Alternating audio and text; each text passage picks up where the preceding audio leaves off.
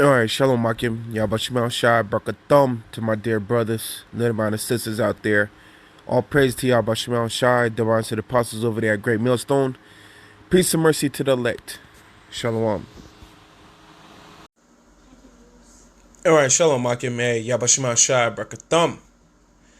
I want to make this quick point that I'm over here reading Genesis, the 12th chapter, and there's a quick point that shows that Abraham, he had a very attractive wife, which was Sarah.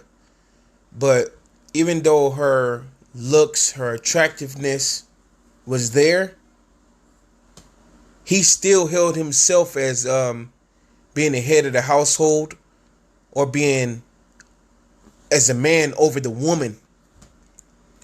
And a lot of men nowadays, because of the attractiveness of a woman, the morals of themselves, and first and foremost, the morals of Yahweh Shema Shai, they throw out the door because of the attractiveness of a woman and desiring to have her. And if they do have her, they're continually throwing out the morals of themselves, and more importantly, the morals of Yahweh Shema Shai. This Genesis 12:1, it says, "Now the Lord has said unto Abram, Get thee out of thy country and from thy kindred and from thy father's house unto a land that I will show thee. I will make of thee a great nation, and I will bless thee and make thy name great, and thou shalt be a blessing. And I will bless them that bless thee, and I will curse them that curse thee. In thee shall all the families of the earth be blessed." So we know that's the Heavenly Father giving a blessing onto Abraham, which later that same blessing that was told to Abraham trickled down to Isaac, and then Jacob, and then the 12 tribes. Which, it said the Lord will bless those who bless Abraham, and he will curse those who curse Abraham. Verse 4 says, "So Abraham departed as the Lord had spoken unto him, and Lot went with him. And Abram was 75 years old when he departed out of Haran. And Abram took Sarah his wife, and Lot his brother's son, and all the substance that they had gathered, and the souls that they had gotten in Haran. And they went forth to go into a land of Canaan, and into the land of the Canaan they came." So, they departed from their father. He went on a journey by himself, in the spirit of the Lord, being a man, becoming a man, and following after the Heavenly Father. It says, "And Abram passed through the land unto the place of Shechem, unto the plain of Morah.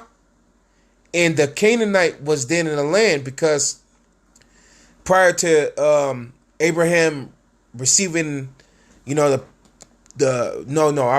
me say that different. Prior to the Israelites, that received the land through Joshua, Abraham was told to promise, but the Canaanites at the time was in the land, which Canaan is a son of Ham. You see? All right. And they possessed that land after the flood of Noah. All right. It says, verse 7 says, "And the Lord, the Heavenly Father, Yahweh, appeared unto Abram," Yahweh Shema Shai more perfectly said. It says, "And the Lord appeared unto Abram and said, Unto thy seed will I give this land." That same land that at the time Canaan was dwelling in. All right, the Heavenly Father said he's going to give him that land. And the Canaanites, we know in the story of Joshua, they got kicked out of the land. It says, "And there builded he an altar unto the Lord who appeared unto him." So even building of altars goes back to that. That's a very ancient custom. And Abraham did that for the Heavenly Father. But the altar to where you sacrifice, you pray and you sacrifice.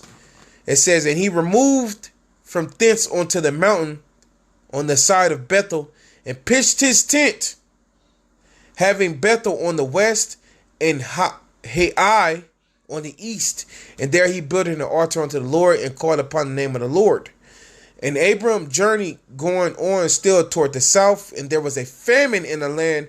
And Abram went down to Egypt to sojourn there, for a famine was grievous in the land. So when the Lord told Abraham the promise, set him up in the land for a little bit, he sent forth a great famine in that land. So you best believe that a lot of them Canaanites died. You know what I mean? Basically, the Lord was getting the land ready for new ownership, which was the Israelites, which it was our land all the whole time. It was always our land. That's a part of our inheritance. All right. Remember, the scripture said the Heavenly Father placed a garden eastward in Eden. It says, and it came to pass when he was come near to enter into Egypt, that he said unto Sarah his wife. This is the point of why I'm even bringing out this lesson. But he sent forth, he said unto Sarah his wife, behold now, I know that thou art a fair woman to look upon. Woo! That woman, whoever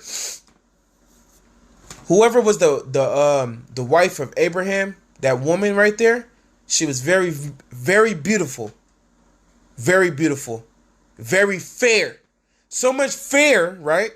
Her attractiveness was so grand that none of the princes of Canaan had the shot at getting her, but she got sent all the way up to the king, or the head man in charge. You see, as we read on. Let me read verse 11. It says, and it came to pass when he was come to enter into Egypt, that he said unto Sarah his wife, behold now, I know that thou art a fair woman to look upon. Therefore it shall come to pass when the Egyptians shall see thee, when these same dudes see thee, that they shall say, this is his wife, and they will kill me, but they will save thee alive. So them same Egyptians, he already knew. He was already walking in the spirit as commanded of us. You know, remember that Abraham had to know about Enoch, his forefather. And it said of Enoch that he walked with the Heavenly Father. Abraham had to know that understanding. So he walked with the Heavenly Father. So he always was in the spirit. And it said that even before he got to the land of Egypt, because he fled from Canaan to get to Egypt because of the great famine, he already had the plan set up. He was playing chess. He already was moves ahead of the Egyptians. He knew his wife is very beautiful, and they will kill him for her sake. Verse 13 says, I'm going to read verse 12 again, I'm going to read verse 12. It says, therefore it shall come to pass when the Egyptians shall see thee, that they shall say, this is my wife, and they will kill me, but they will save thee alive.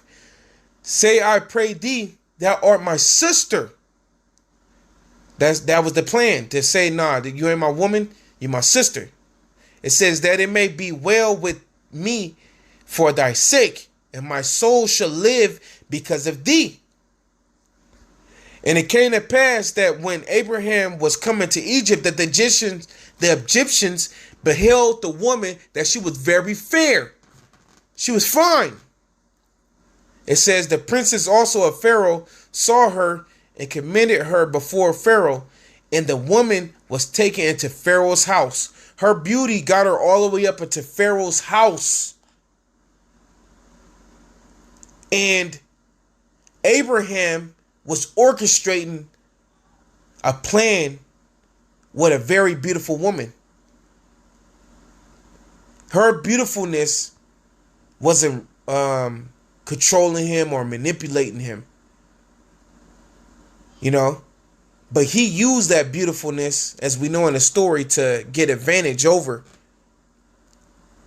The first place why he was even in there was because of the great famine that was held in the land of Canaan, where the Lord had brought him. You see? All right. So Let's continue on a little further. Let's read what happened after that. It says, the princes also of Pharaoh saw her and commended her before Pharaoh, and that woman was taken to Pharaoh's house, and he entered. I'm sorry. And he entreated Abraham well for her sake. Not only did the Egyptian the Pharaoh, right? Not only did he treat Sarah well, but he also was treating Abraham well. He wanted that woman. He wanted to be honorable before Abraham, so that maybe Abraham would say, I only can imagine, I'm reading it between the lines. Maybe Abraham would say, hey, you know, you could have my sister if we make some type of covenant, or I don't know, you know, back then how they worked. Maybe Abraham had he would offer Abraham like a seat in his whole kingdom, you know, and it would be on the behalf of his sister. So her beauty was that fine, but Abraham, remember, Abraham was the one orchestrating the plan, using a very beautiful woman, not letting her beauty manipulating him. You see? Verse 16 says, and he treated Abraham very well for her sake, and he had sheep and oxen and he asses and manservants and servants and she asses and camels. And the Lord plagued Pharaoh in his house with great plagues because of Sarah, Abraham's wife. Continue on the lesson further, or continue on the story further if you need to know what happened. You know, but the point being that, you know, now it's time to really raise up and be that Israelite man that the Heavenly Father blessed us to be. And he set the order. When you jump to the book of Corinthians, the 11th chapter, it says the Heavenly Father, Yahweh was first, Yahweh Shai, his beloved son, is second. He said the man is that third place. And then he addressed it, the woman, as being under the man. You see? It don't matter. It don't matter. The Lord is not a respected person. It don't matter if she's anything. She's still supposed to be under you. You know what I mean? Because that's how the Lord's order is. But hey, Yahweh Shema Shai Barakatam to you, brother. Said next time, Shalom.